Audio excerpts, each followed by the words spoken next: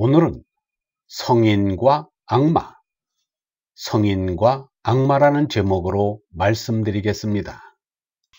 하나님의 성령을 받아 얼라로 거듭난 이들의 취득의 말씀은 같습니다. 다를 까닭이 없습니다. 얼라로는 한 생명이기 때문입니다. 개체로는 너와 나가 다르나 얼라인 진리로는 하나입니다. 거듭난 얼라는 몸의 오관으로는 붙잡히지 않습니다. 그리하여 예수는 얼라를 바람과 같다고 하였습니다. 바람이 임의로 불매 네가 그 소리를 들어도 어디서 오며 어디로 가는지 알지 못하나니 성령으로 난 사람은 다 이러하니라고 하였습니다. 얼라는 몸뚱이처럼 나고 죽는 일이 없는 불생불멸의 영원한 생명입니다. 얼라로 거듭나지 못한 사람은 알지 못합니다.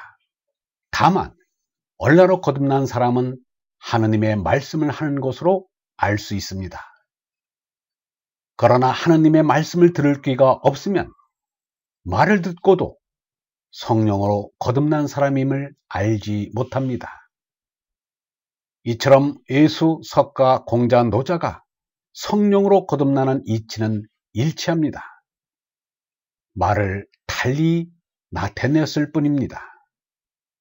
예수가 성령으로 거듭난다는 말이나 석가가 참나를 깨닫는다는 말이나 같습니다.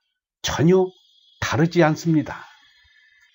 예수는 성령으로 거듭나 하느님 아들이 되어 하느님 아버지의 뜻을 헤아렸습니다. 하나님 아버지가 아들에게 바라는 뜻이 무엇인가? 맡긴 사명이 무엇인가? 알고 보니 다른 것이 아니었습니다. 하나님 아들로 먼저 난 다음에 다른 사람도 하나님 아들로 거듭나게 해 멸망의 죄내에서 영원한 생명을 얻도록 가르쳐 주라는 것입니다. 내 아버지의 뜻은 모든 이가 죄 속의 하나님 아들을 보고 믿어 영원한 생명을 얻게 하는 것이니라가 그것입니다. 석가의 판단대로 몸살이로서의 인생은 괴로움입니다. 그것도 웬만한 괴로움이 아닙니다. 지긋지긋하고 모진 괴로움입니다. 인생살이가 너무도 괴로워 어떤 때는 낳아준 어부에게 왜 날 낳았는가 따지기도 합니다. 이 우주를 개벽한 하느님을 원망하기도 합니다. 심장병으로 죽은 여대생은 하느님이 밉다고 하였습니다.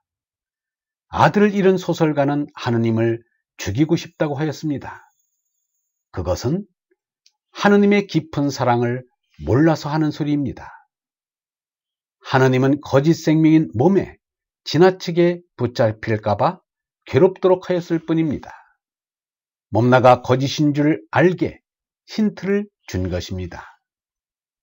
그런데 사람들은 너무나 몸에 집착하고 있습니다.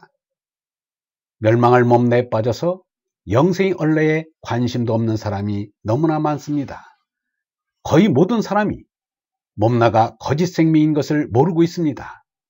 그것은 살살이, 즉 육체 생활에 빠져 있기 때문입니다. 몸살이 고통스럽고 허무한 것을 사무치게 느낀다면 그렇게 빠지지는 않을 것입니다. 어떤 이는 말하기를 하느님은 잔인한 분이라고 하였습니다. 어린이가 물에 개미를 떨어뜨려 놓고 즐거워하듯이 하느님은 인간이 고통 가운데 살려고 발부둥 치다가 죽는 것을 보고 즐기시는 것이 아닌가라고 말합니다. 그것은 사람들이 저희 속을 내보인 억지소리입니다. 사람들이 닭싸움 붙여놓고 즐기고 소싸움 붙여놓고 즐기고 사람 싸움 붙여놓고 즐기는 논리입니다. 하나님은 수성을 지닌 사람과는 다릅니다. 하나님께서는 사람이 본능적으로 얼라를 깨달아 영생을 얻는 것을 기뻐하지 아니하였습니다. 그것은 의미가 없기 때문입니다. 하나님은 사람에게 자유의지를 주었습니다. 자유의지로 참나를 깨달아 하느님 아들의 자리로 오기를 바랍니다. 만유의 임재이신 하느님께서 뜻대로 안 되는 것이 무엇이며 뜻대로 못할 것이 무엇인가? 그러나 사람에게는 하느님의 뜻을 유보하여 자유의지를 허락한 것입니다. 그래서 사람 가운데는 자유의지에 의하여 성인도 나오고 악마도 나옵니다. 마하트마 간디도 나오고 스탈린도 나옵니다. 김일성도 나오고 유영모도 나옵니다. 이는 인간의 자유의지의 소산입니다. 악마가 나오는 것은 마음 아픈 일이지만 하느님 아들이 나오는 기쁨에는 비길 수 없습니다.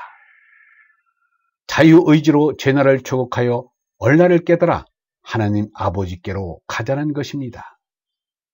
사람이 지닌 자유는 선으로 가느냐 악으로 가느냐는 의지의 자유뿐입니다. 다른 것까지 마음대로 하겠다는 것은 잘못이라는 것을 안 것이 스토아 철인을 비롯한 성현들의 생각이었습니다. 그런데 자유의지를 포기하고 어떤 큰 세력에 매여 지내려는 노예 근성을 가진 이들도 적지 않습니다. 이것은 사람의 길을 포기한 것입니다.